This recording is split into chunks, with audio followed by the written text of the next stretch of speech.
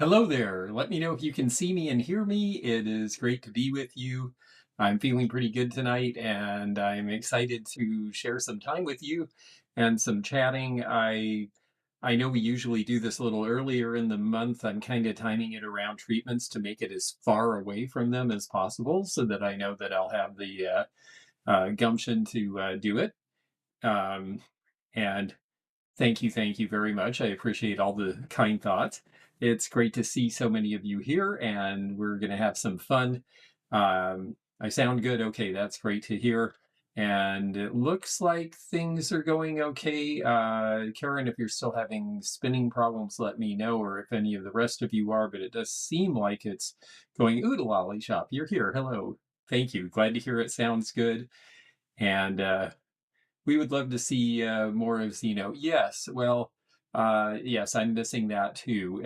He definitely is sure doing a whole lot behind the scenes. He set this up so that it would be ready to roll, and all I had to do was come and do it.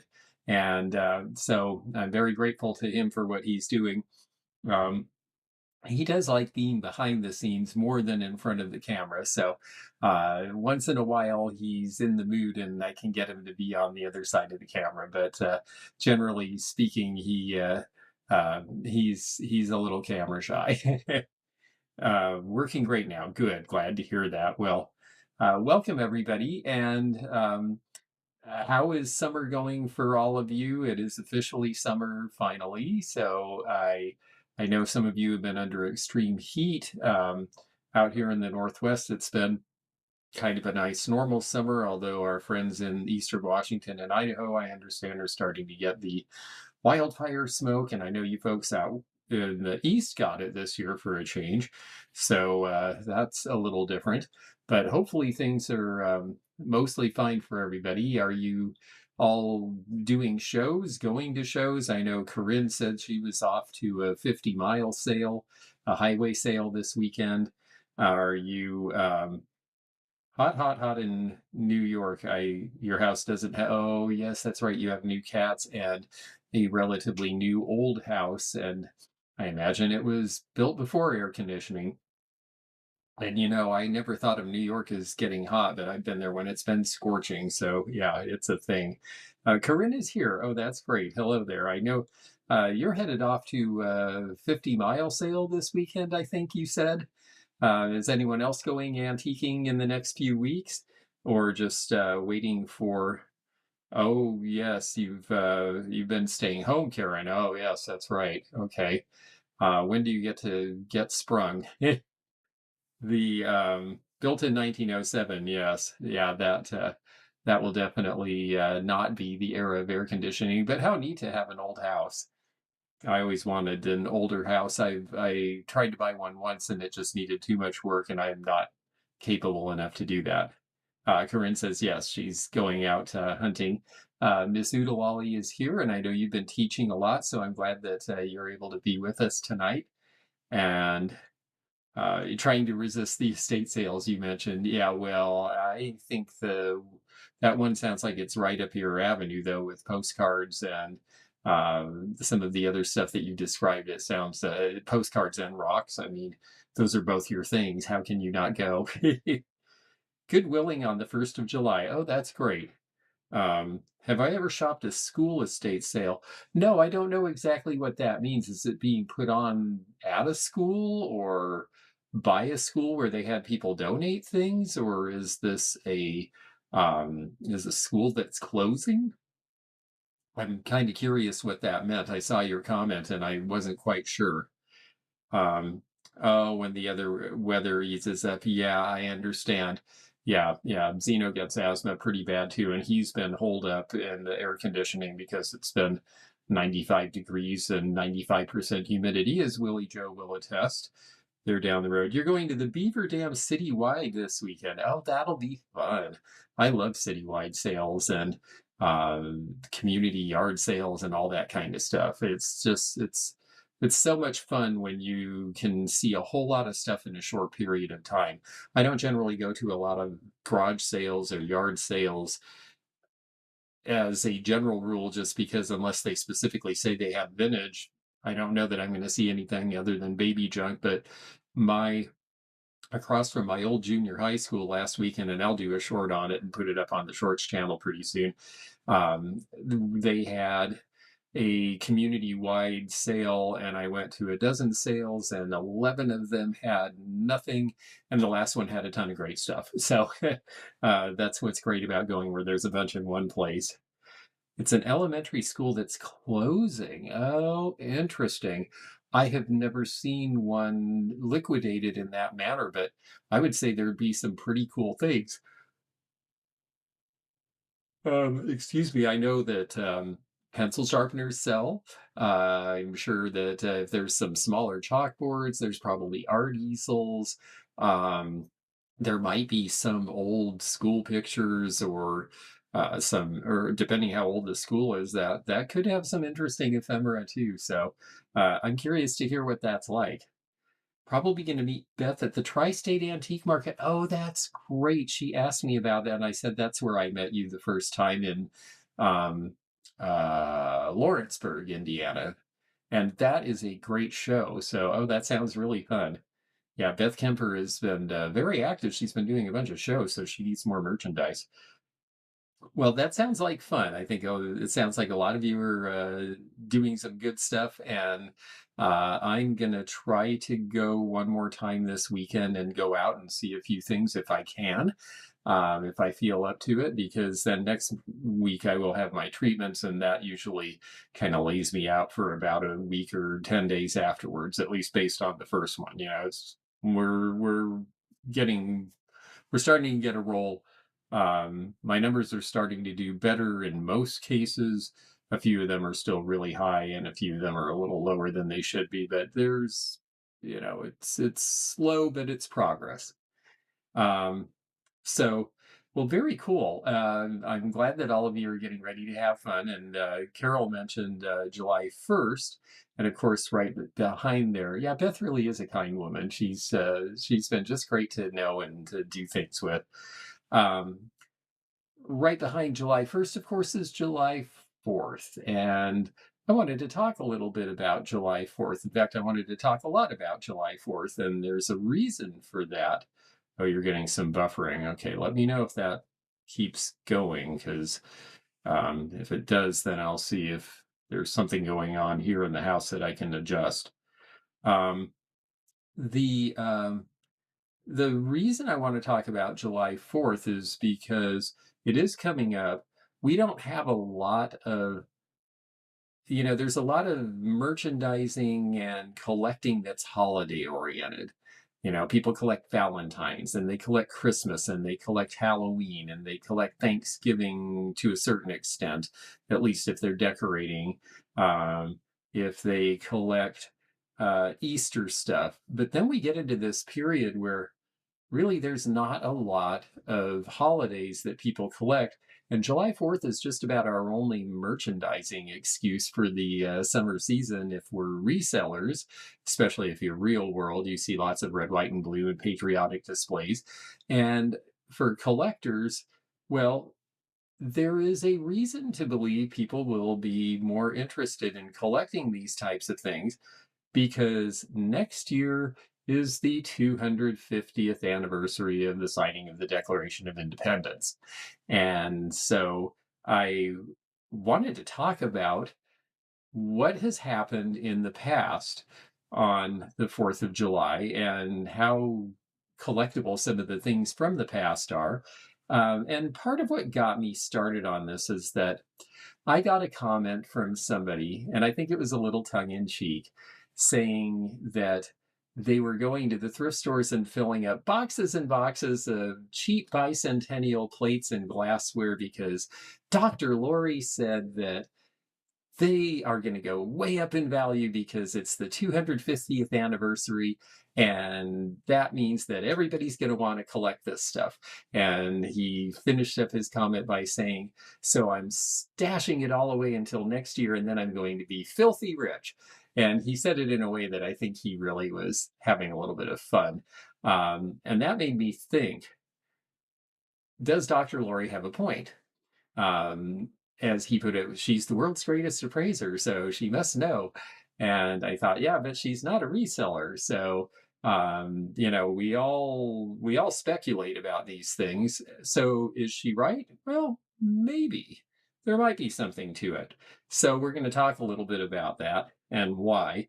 And I think that what we'll start with here is we'll go way, way back in time, and hopefully I will do this right. Let me get to the bottom here. Okay.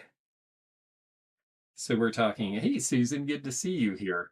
And yes, I have heard Dr. Lori say that on several occasions now. And yes, I know 250 years, it's amazing. And interesting. Ah, you switched from patriotic to the Christmas in July, and it does get them up for the Christmas stuff. It is definitely true. And Sarah, I'm just going to smile at that comment. And Carol Sue, thank you. Well, anyway, we'll just go on past that. But I did think it was interesting. So um, let's see here. Scene unlocked. Okay. All right, I have to do something here. Just one moment. Okay. Let me figure out what's going on here, because we have lots of wonderful things to share with you. And it's telling me I have to unlock the scene, and I could swear that it is. Okay, now let's try this. Maybe that will let us do this. There we go. Ta-da! Yes, yes. Zeno got the night off, so that was a scary moment there. All right. So, yes, July 4th. And you see, this is 1924. Uncle Sam is looking a little bit dour there, and he's about to get a big surprise, it looks like. So I thought that was kind of fun. But, when we start, one of the first things that we talk about is 1826, because it seems like the 50th anniversary is what seems to spur interest. Every 50 years, there starts to be sort of an interest in the Declaration of Independence and the 4th of July and the things that happened. Well, in 1826, the country was still pretty new.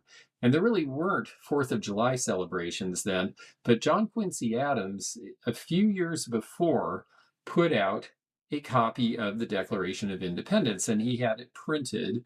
And he made about, I think everyone in Congress got one, and maybe a couple hundred other dignitaries. So I think there's 400 in existence. And the yes, that's right, Uncle Sam in my booth. That's great. They and yes, I did see. I know Miss Sassy put in a big 4th of July red, white, and blue. She likes those colors anyway.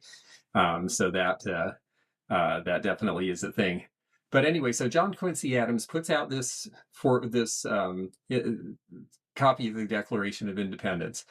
It was a very specific size. It was a little smaller than the reproductions they did in 1876, 1926, and 1976. And it was on Antiques Roadshow. And they valued it at, I think, 100,000 plus, because he had it made. There's very few. He signed it.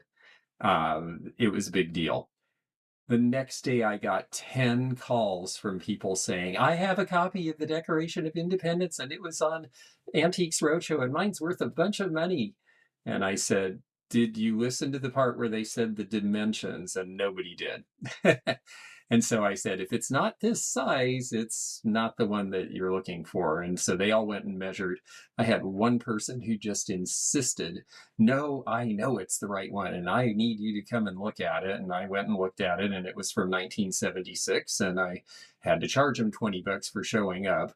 I tried to convince him that that was not the case. They're very rare.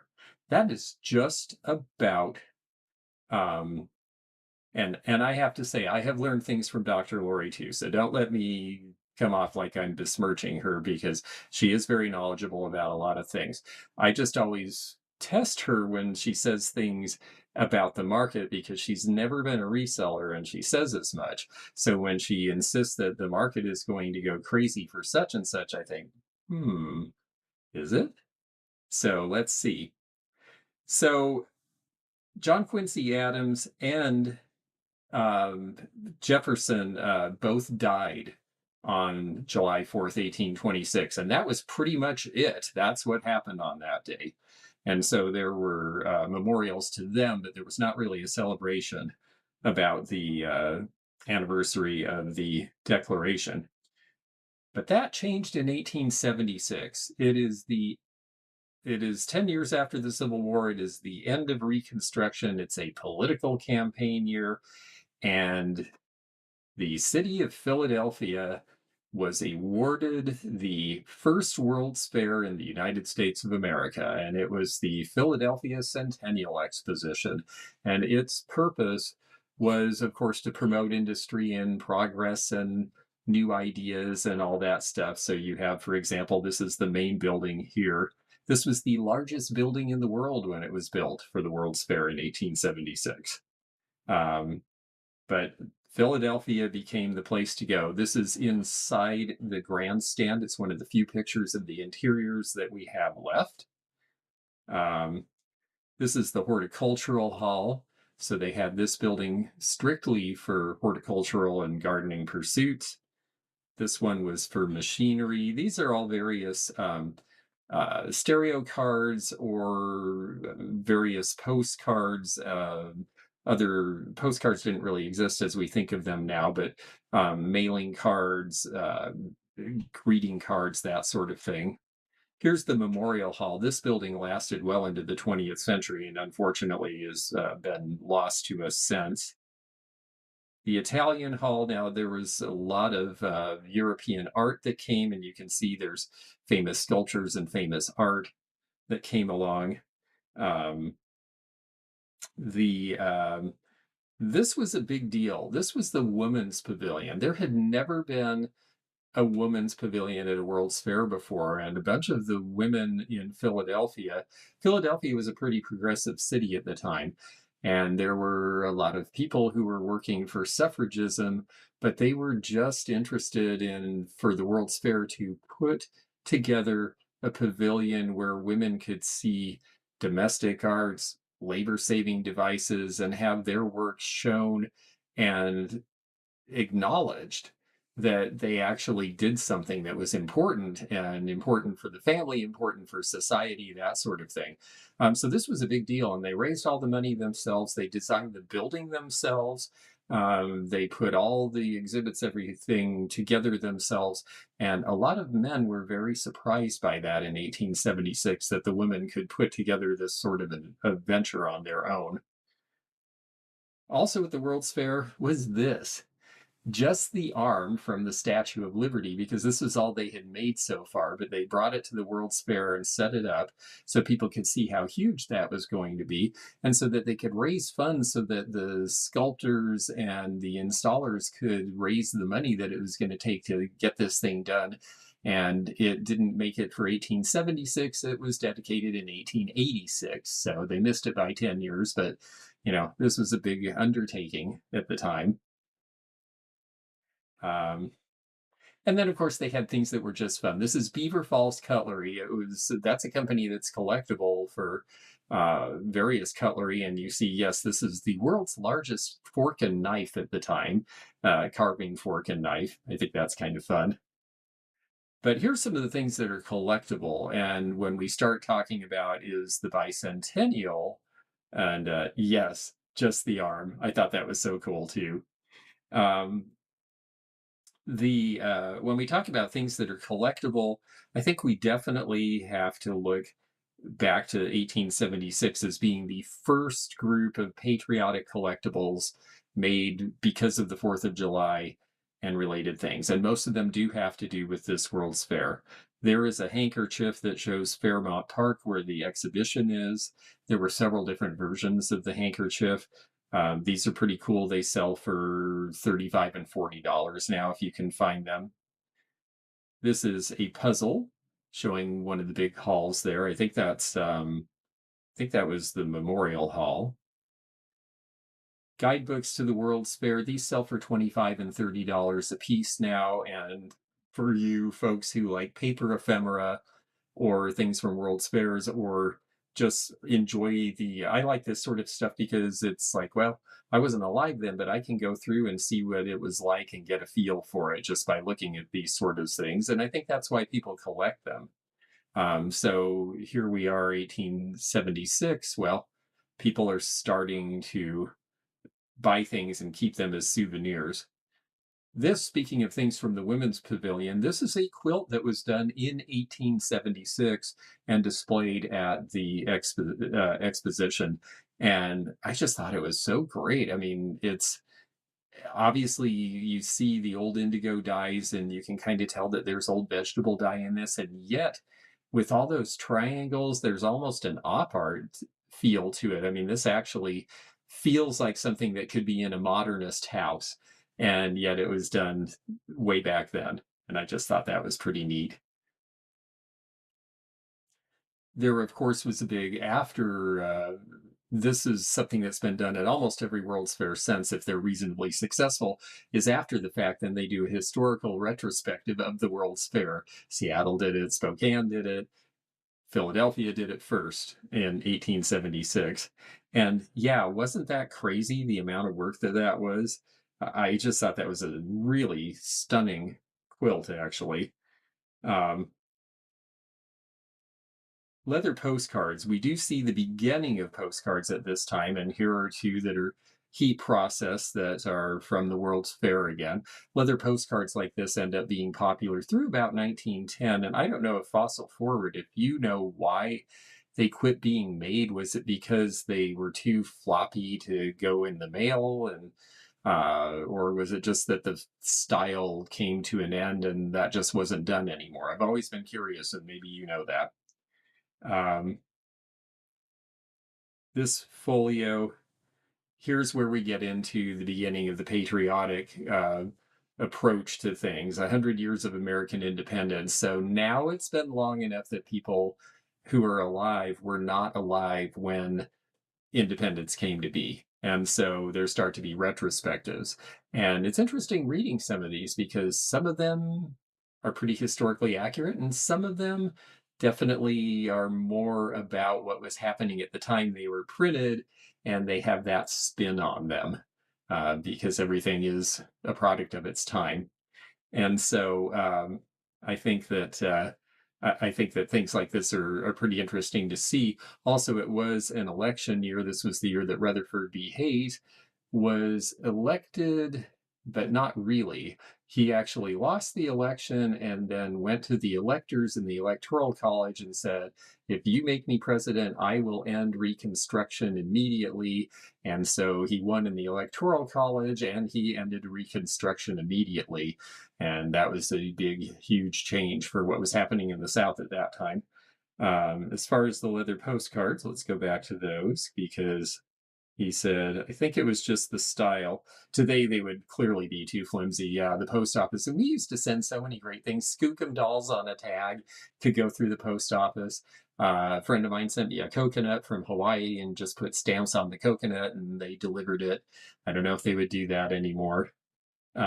So, yes, interesting stuff. Let's see here. So, that was 1876, and pretty much all the collectible stuff all has to do with the Philadelphia World's Fair. And so 1926 comes along, and a couple years before, the people in Philadelphia, again, because that's where Independence Hall was and where the founding fathers were meeting in the Continental Congress and all that stuff, Philadelphia says, hey, we should have another World's Fair. That'll be the big celebration for the whole country for 1926. Well, in 1926, a whole lot of things are happening. First of all, people have cars. They can suddenly drive to Florida. Florida's having this huge land and tourist boom that ended actually in 1926. There's a lot of distractions. And so having a single event in one place had been the way of the past. And there was this feeling that that should be what was done next. And so they, children sent with the post office. I have not heard about that actually. That okay, you know something interesting that I need to I need to know about. So we get to 1926, and the same um, I have to. Okay, one of you please send me a link to whatever this is, because I have not watched this, and I had no idea about this, and that is a story I would love to know. Um, it doesn't sound like a great story, but it sounds like an interesting story. Let's see here. So we get to 1926, and the city of Philadelphia cannot decide what they're going to do, and it goes back and forth. And one of the political bosses gets a hold of it. Well, meanwhile, they've declared they're going to have this World's Fair. So the U.S. Mint has produced this commemorative coin, with George Washington on it, and the Liberty Bell, and the dates, and all of that stuff. And so, yeah, we're going to have a World's Fair, right? The other thing that they not only did they produce that, but they produced a $2.50 gold piece, also commemorating what they called the sesquicentennial, which is 150 years of American independence. And they produced a postage stamp.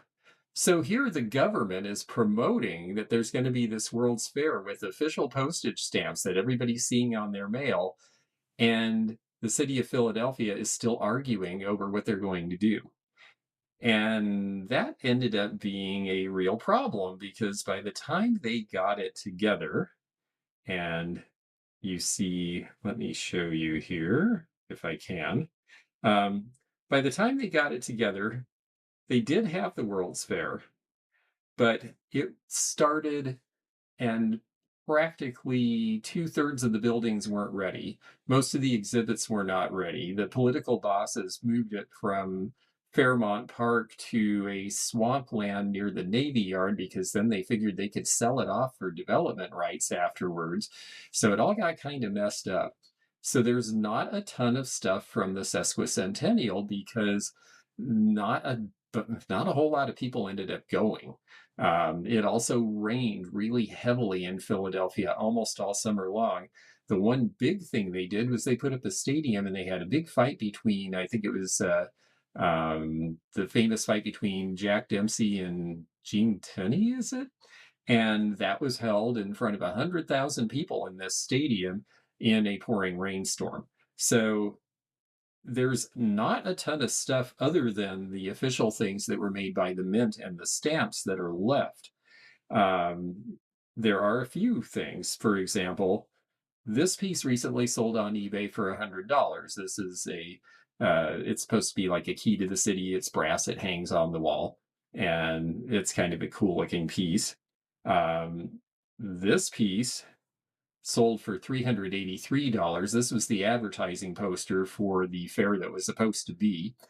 And why did it not go better? Well, partly because there were lots of other things going on that summer, including in Salem, Massachusetts, which was having its 350th anniversary. And they decided that they were going to preempt Philadelphia by having a big celebration for their 350th, and also have a big thing around July 4th because of Massachusetts' obvious importance during the Revolution. And what we're seeing here, and I just love this picture, this is We Are the Freaks. This is what they called the Salem Horribles Parade. And apparently it was a fashion to have horrible parades in various cities, especially in the Northeast.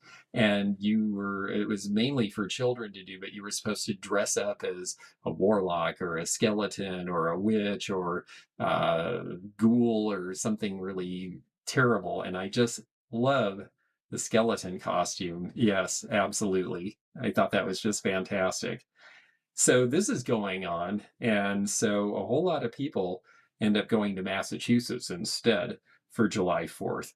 And so all this stuff happens, and the 1926, and why don't we still? That's a good question. That sounds really fun. I think maybe they're afraid that adults would co-opt it in some not so great ways. But Yes, I would love to have this picture. I just think it's so cool. Um, I wish I had this. No, I had to get this off the internet because I don't have anything like this, but I would definitely, if I saw one, I would grab it. Um, so this brings us up to the bicentennial, which is kind of where we were going with all of this. Um, the bicentennial comes, and they decide that they are going to have a special group called the American Revolution Bicentennial Association. And after what happened in 1926, they said, yes, you can bring your rabid chihuahua to the horrible parade. the After what happened in 1926, the ARBA, the Bicentennial Association, they said, well, we better start really early. So they formed in 1966, 10 years in advance, to make sure that the bicentennial was a big deal. And at first, for the first 5 years, the big plan was that they were going to have, guess what? A big World's Fair in Philadelphia. And that was going to be the celebration. And a couple things happened on the way to that. First of all, the people of Philadelphia were not excited about the idea because they knew what a disaster the previous one had been and how the expenses all got dumped on the people of the city. And Philadelphia in 1976 had no appetite for that sort of thing. The second thing that happened, unfortunately, just like what we're rolling into for the 250th, is that the country was suffering from a lot of divisions. In fact, um, I can show you something that, in a way, made me feel better. This is from 1967, right when they're starting the planning for this. And this is Fact, quote unquote, magazine. Civil War, America is splitting in two. And of course, they're referring to the country really having a lot of social change and also the Vietnam War. Well, we're hearing all this kind of stuff today. The good news is that 50 years ago, the country was splitting in half and we could never get along ever again. And you know what? 50 years later, we're still together. And I bet 50 years from now, we're going to still be together too. Um, but in 1967 and up until the early 70s, boy, yeah, there was a lot of discussion over what kind of an event are we going to have and what do we do. So Philadelphia was not excited about having a World's Fair again. And yeah, this would have been an interesting place to be. Grand Forks Air Force Base, absolutely. And yes, I hope so too, and I think we will. We have weathered stuff before. 1876 was a rough year with a contested election, um, the end of Reconstruction, and all sorts of stuff going on, and we survived that as well. It does seem interesting to me, though, that every time we get ready to have one of these celebrations, it seems like that's when we're having lots of social issues. So, not sure what that means. And I'm not sure what that means for collecting bicentennial stuff, which gets us back to, is Dr. Lori right? I don't know. Will there be a big call for that sort of thing? Will people be in the mood? Well, we're going to see. And we'll talk a little bit now about what happened during that. They did the fourth big, yes. Yeah, I lived near the Keyport Navy base, and that's where the fireworks were. And yes, 76 was a big deal. Um, so now the thing about the bicentennial is that once Philadelphia said, no, we're not going to sponsor this, it started to become quite politicized. And Richard Nixon was the president, and he started putting cronies in place, and he was going to have a big thing, and it was going to center on Washington, D.C. Well, then Nixon got in trouble. And so they decided that they were going to change it up, and they were going to spread the activities, and they were going to find ways to get the entire country involved and not just have it in one place, which I think was a pretty good move. There is an area in Cincinnati that has a fabulous and unusual July 4th parade. I would like to know about that. That sounds like fun. Um, what area of Cincinnati is that? That would be very interesting. So all of a sudden, the bicentennial is not going to be just focused on Philadelphia or Washington, D.C., and they start deciding that we're going to do some things to really spread the event. And that's when all of a sudden the bicentennial takes fire and people start really getting interested. One of the things they did was this, it was the Freedom Train. I remember it came to Seattle. And it had everything from Wilt Chamberlain's shoes to a copy of the Declaration of Independence. And there were all these different things that on the north side, very good.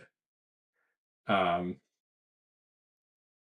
and yes, so there were all these events and all these displays, and you could walk through the cars and see the various displays and go through time.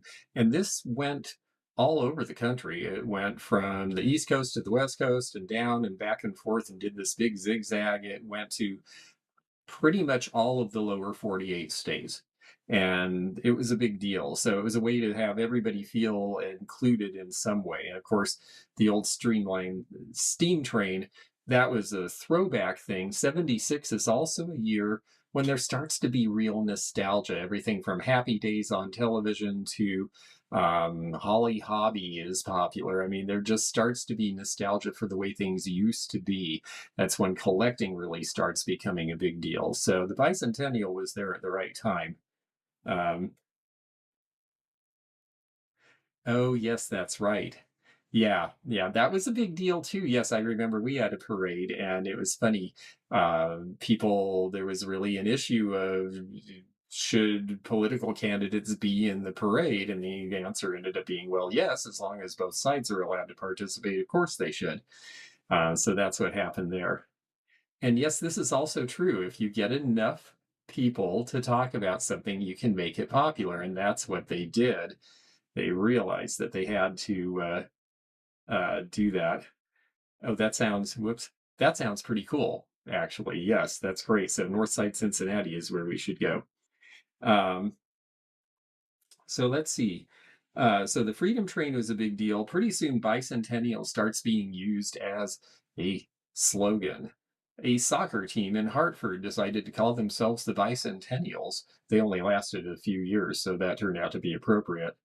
Um, CBS started having, this is 1975, and things started a year or two before the bicentennial. They started celebrating all the events. So CBS started having this thing that was, I remember this on prime time, they would throw in this like 1 or 2 minute segment during prime time between the shows talking about what happened on this day 200 years ago, which was kind of interesting. So they really got people involved and thinking about all of these things more than had ever been before. Um, they, of course, put out special coins. Everybody hoarded them. There's a jillion of them left. So unless you have them in perfect and flawless condition or errors or something, they're not worth a whole lot. But they definitely made it. They made them for 2 years, in fact. They got tall ships to sail into New York City and Boston. This is the Amerigo Vespucci, and this was a big deal. They got all these old ships to go and sail into the big ports of the time. Um, yes, a lot of people talked about geese with bows, and you might like it if I stop talking about them, huh? Um, Of course, there were postage stamps, lots of different kinds of postage stamps, big sets like this that you saw. And actually, the post office, this is just about the only time on the backs of these stamps, they actually wrote information about the events that they were showing. I don't think that's ever been done before or since. On July 4th, they came out with this strip that was everybody signing the Declaration of Independence. This is the one that had the information on the back about the Boston Tea Party. So, because the bicentennial got a lot of attention and was going to be a big deal, all of a sudden you see all of these products come out. And I wanted to show you the breadth of bicentennial products because when Dr. Worry talks about, oh, well, it's going to come back and there's going to be all this interest. Well, first of all, before I do that, I am hedging my bets. I am buying some things that are related. I just got this at an estate sale. This is Roland and Marcellus. This is a souvenir plate of Philadelphia. Now, Dr. Lori is from the Philadelphia area. And so I think because of that, there especially, there's a lot of awareness of this. And so I do understand where she's coming from with this, especially where she is. There might be a big uptick in interest. This is from about 1910. Hello, Miss Wildlife. Nice to have you here. Um, so this one is old, but I figured that this is a timely time to have it. Another piece I have, and this is funny, Willie Joe will recognize this because we've traded it back and forth a few times, and yes, I still have it, is this Bartlett Collins red, white, and blue vase with stars that are pulled. It's sort of a swung vase. It's a very curious thing. There's something about it. I just can't seem to let go of it.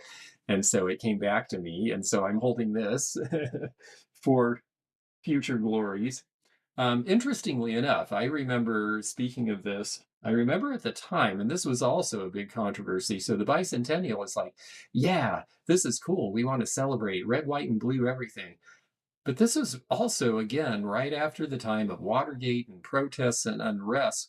And one of the things that people would do during the protest years that older people and patriotic people and people who didn't see eye to eye were really incensed about is they would wear clothes with a flag print on them, for example, at a protest. And I remember my parents were among those people. They were pretty conservative and they did not think that was cool at all. So there was a big controversy because all of a sudden, all these products are being made using the flag and the stars and stripes in all these different ways. And not everybody thought that was a really great thing. Um, and yes, that vase has definitely gotten around, and I do think it's fun. Um, So yes, the vase is back. So there was some controversy about some of these products, and even to the point where on Saturday Night Live, I'm trying to find where my thing is here. Saturday Night Live was a pretty new show, and they had Jane Curtin and Chevy Chase, and Jane Curtin is talking about how proud she is to have her bicentennial toilet paper, and he's making fun of her. But that was not far from the truth, because you could get bicentennial billiard balls. These actually sell for $100 and some now. Of course, you could get things like souvenir buttons, which you would expect. And if you were Betty Ford, someone even made a First Mama Spirit of 76 purse. I think this is in the Gerald Ford Presidential Library now, if I'm not mistaken. Michigan issued a license plate, which, if my head wasn't in the way, you would see, there you go, that it says 76 in the corner. So they did their own stylization.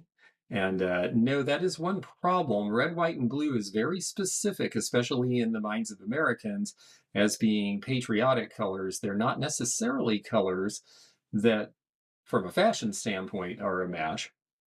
But there are some things that really do sell for good money.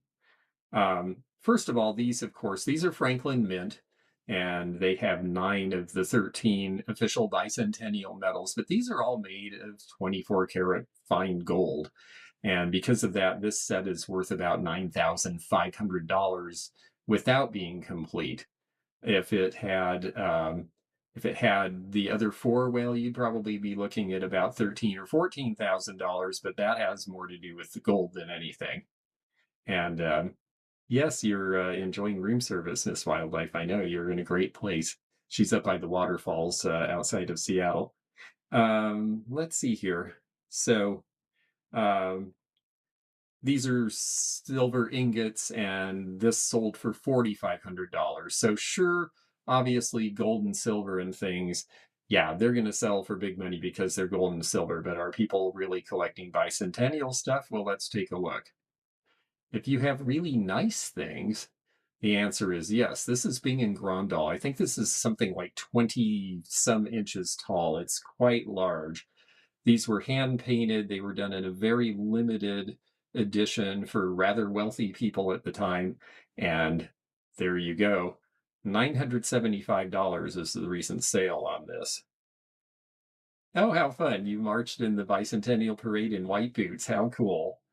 And you've got the silver plated spoons of the original 13 colonies. And see, this is the thing. A lot of people actually did get a piece or two, even if they weren't really collecting. So this stuff is out there. This is a bicentennial, this is an HO scale train. It's sold for $900. It is brass. Now, brass train engines tend to be very good quality. They were expensive new, they're expensive now.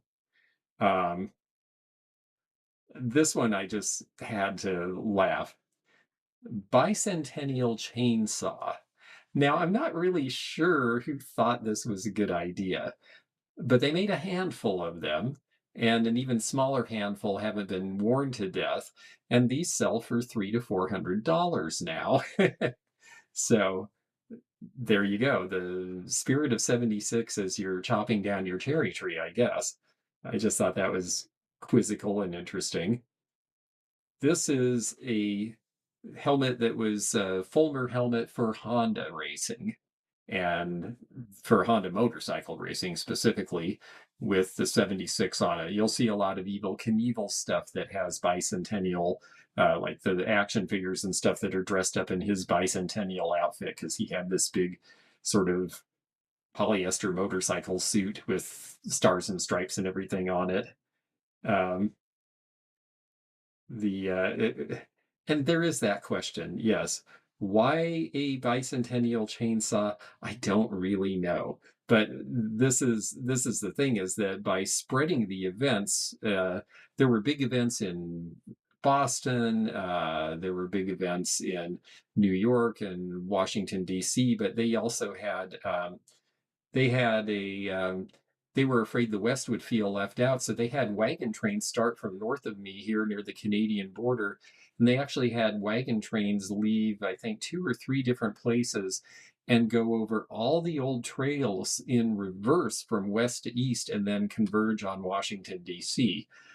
Conestoga wagons, the whole thing, and they dragged them across the country over these old trails so that everybody who lived along the old Oregon Trail or the Mormon Trail or the California Trail had an opportunity to participate that way. Oh yes, you did the red, white, and blue tree for 1976. Yes. Oh, you have Evil's lunchbox. That's cool. And yeah, absolutely. Definitely. It was a sad tree. Well, I'm sure it was weighted down.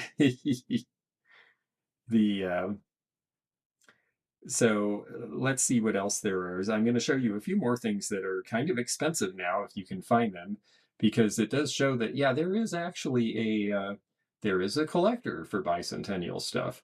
This is the American Revolution bicentennial logo that the organization adopted, and this is a quilt that they sold as a fundraiser. This sold on eBay for 300 recently.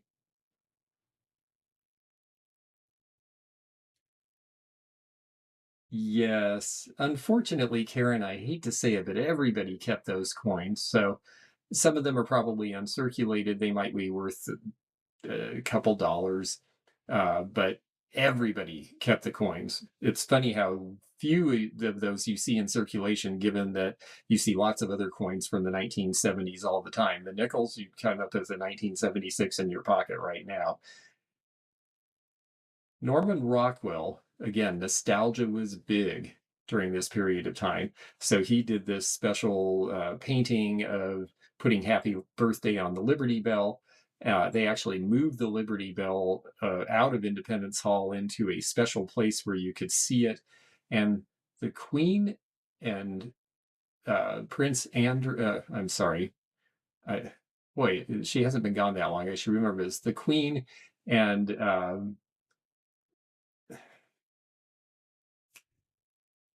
why am I drawing a blank? Anyway, the Queen of England and her husband came over especially and brought a bell made at the same foundry as the Liberty Bell and presented it. I always thought it was very interesting that they invited the Queen of England to be here on the bicentennial of us saying "see ya," but she came and was a good sport about it. Um, let's see here. Oh, you have your pin from Bandcamp with that symbol. That's great. Yeah, see, that's the thing. This really did, it permeated the culture a lot.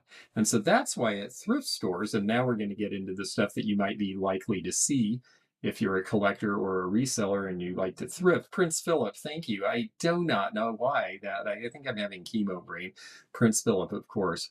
Um, so this was by Bartlett Collins, the same company that made my vase. Oh, no, no, wait, I'm sorry. This is by Libby. Bartlett Collins made the chalices that had this design.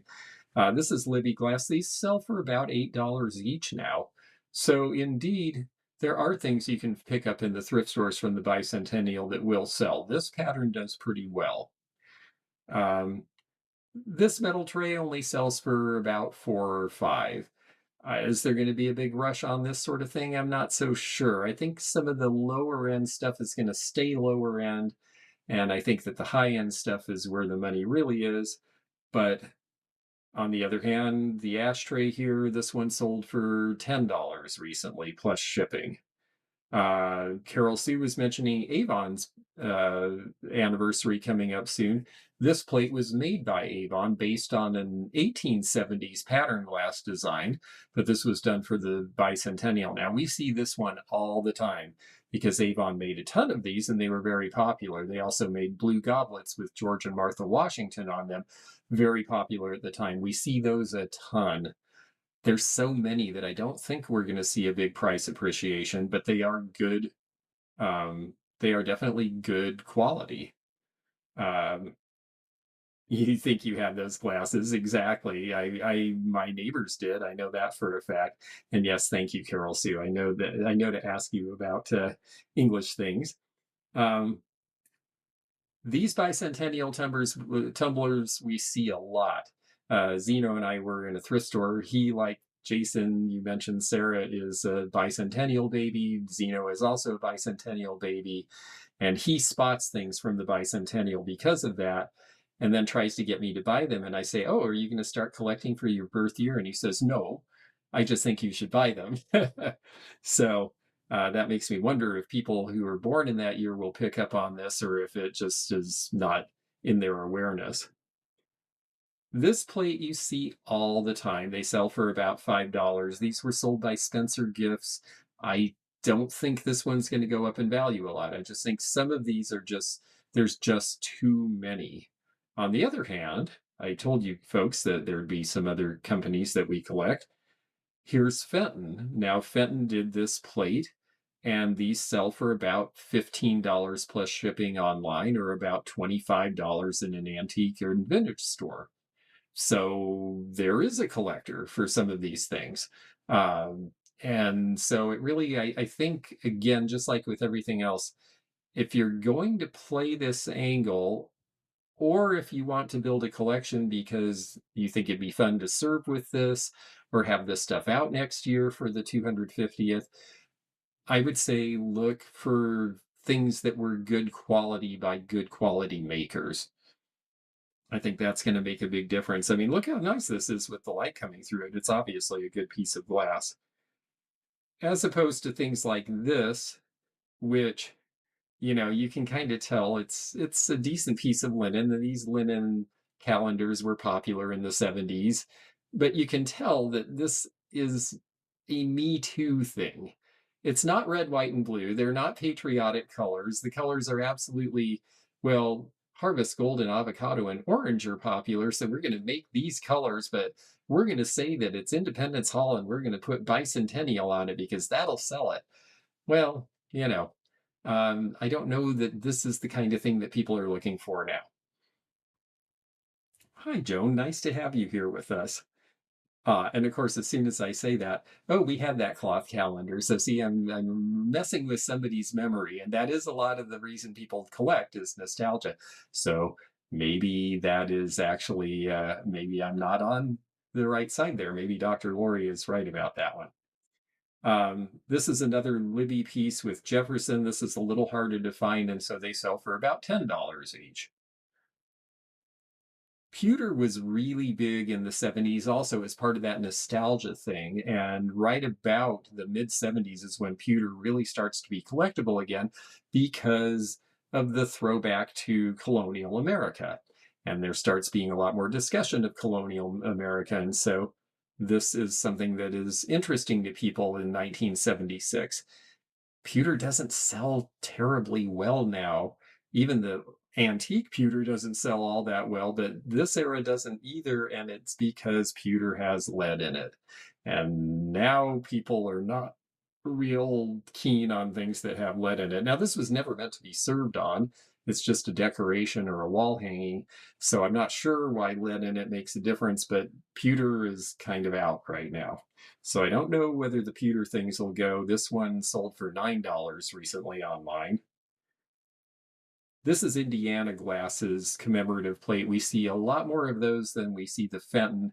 This one in the box sold for $12. So again, I would say go for the Fenton first more than this because the Fenton is just a little higher quality if this is what interests you. Pearpoint, on the other hand, a good glass company. These are little glass coasters in the box. And this one, these sell for $12 plus shipping online. The Fenton Bicentennial Bell, I've sold this recently for $20. And it's a great color. And of course, a lot of other companies got into well, that is a good point. Modern pewter does not have lead, but people seem to have it in their head, like me, like I just said, oh, lead. And so, yeah, you've got a very good point there. But in the minds of the consumer, a lot of people have that in their mind. Now, this is interesting. You see, now you are in Tennessee, and Tennessee, even though a lot of people are moving there and you think of it as a new place in the Sun Belt, Tennessee's actually, I think, our 16th state. So it's been there since the 1790s as a state. And so I would see where there might be interest in that sort of thing there. And maybe early American will come back with the bicentennial coming. Or, I mean, actually, sesquin, it's the sesquicentennial, I believe, is what it's called. I'll have to look that one up. Um, You've got the cobalt blue with the image, the Spirit of 76 pressed in it. Yeah, I like that one. I've seen that one a lot. I like the cobalt. Um, and again, everybody got on the bandwagon. So now Raggedy Ann and Andy have a bicentennial plate. I'm not sure what they have to do with the bicentennial specifically, but there it is. And yes, I'm not getting that word quite right either. It's a mouthful. We'll hear people attempt to say it next year, and then they'll say the 250th anniversary, and we'll all know. Here is the flag from these you see a lot more because these and the road signs were quite prolific. If there was an attraction that was related in any way to the bicentennial, you could get a sign with the logo pointing to your attraction. So there's a lot of those and a ton of the flags. The flags sell for about 25 semi-quincentennial. Yes, I think that's correct. Thank you. Yes, because it's the semi-quincentennial because quincentennial would be 500 and semi means half. So, yeah, you got it. Thank you, Annette. Um, and yes, I don't know what they have to do with it. On the other hand, I'm not so sure what all the English potteries had to do with it, but Royal Worcester made this plate for the bicentennial. It's a nice piece. They sell for about $25. Royal Worcester did, Wedgwood did. In a way, it makes sense because during the American Revolution, the Staffordshire pottery companies, we were a big market for them, and they actually were some of the leaders of the anti-war movement in England because they're like, why are we attacking our customers?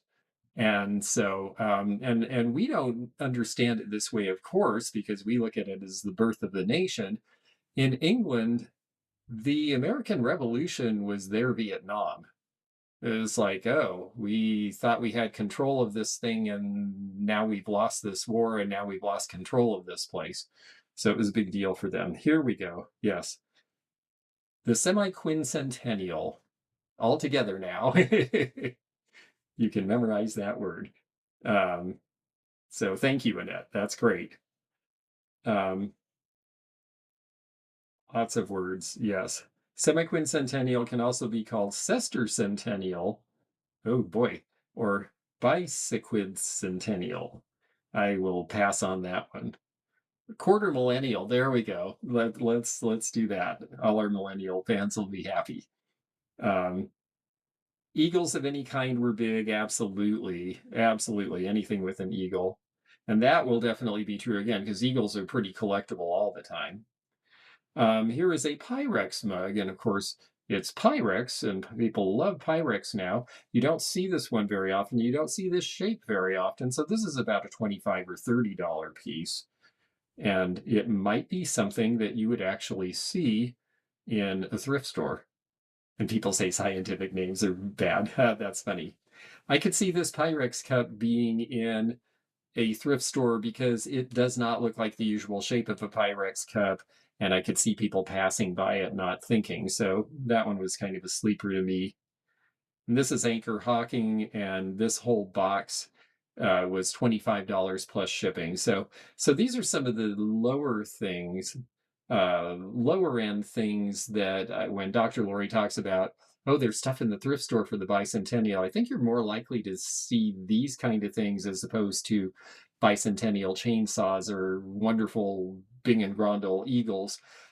But there is a collector market. So I would say that in my estimation, the QM, yeah, let's do that.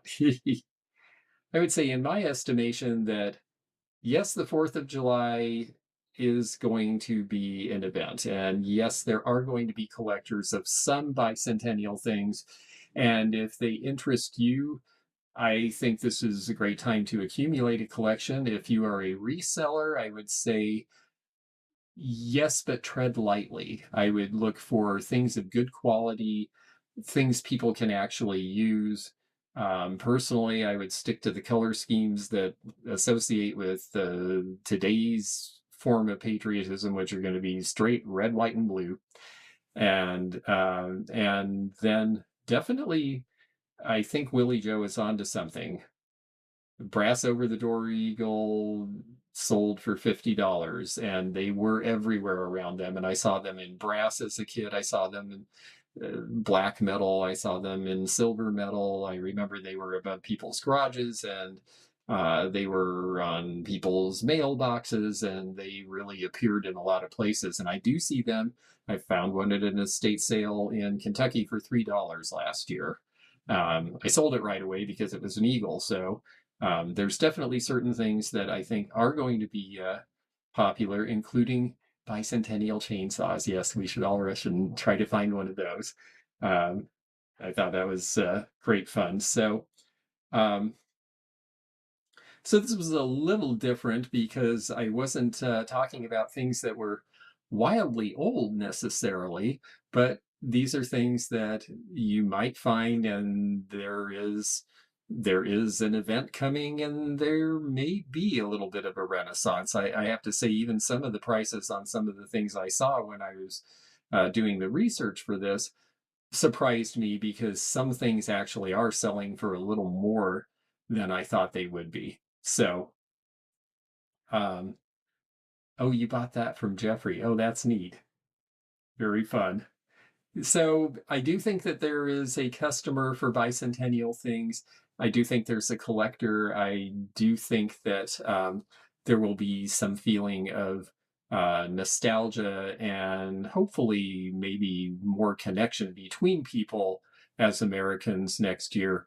But in any event, it does make me think that maybe some of this bicentennial stuff is something to be on to. I would just favor quality over quantity. I heard an eagle above your door means your home is fully paid for. I've never heard that. Has anyone else heard that? I like that idea. I've never seen that. Yes, yes, I've seen the bicentennial chainsaw sell in a big range, and yeah, 400 to $800 is the range I saw as well. So yes, it's a thing. So now it's funny. I didn't realize that the conclusion of all of it is that we all need to go find chainsaws, but I guess that is a good conclusion. Um, so with that, I'm going to throw it open to any questions or comments or anything. If there's anything you folks want to ask or other things you want to talk about, then that sounds, then this would be a great time for that. A sparrow over the door means only 50 payments left to go. I, yes, I do like I like the eagle thing though, and you've heard that too. Interesting. Okay. Well, then eagle over the door. That's I did not know it had another symbology. I've learned a few things tonight, so I appreciate it, including how to say semi-quincentennial.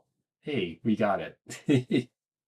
So let me know in the chat if there's anything else that you would like to talk about. And do let me know for future. We will have this again probably the third week of next month or somewhere in there. And I would definitely be interested in knowing some topics you would like to talk about. Summer is not a time that has obvious things to like, oh, well, we're coming up on this season or we've got this going on. So it's a great time for us to maybe delve into some other subjects that are of interest to you. So let me know. And in the meantime, it's just great to be here with all of you. I'm so glad to get to still do this.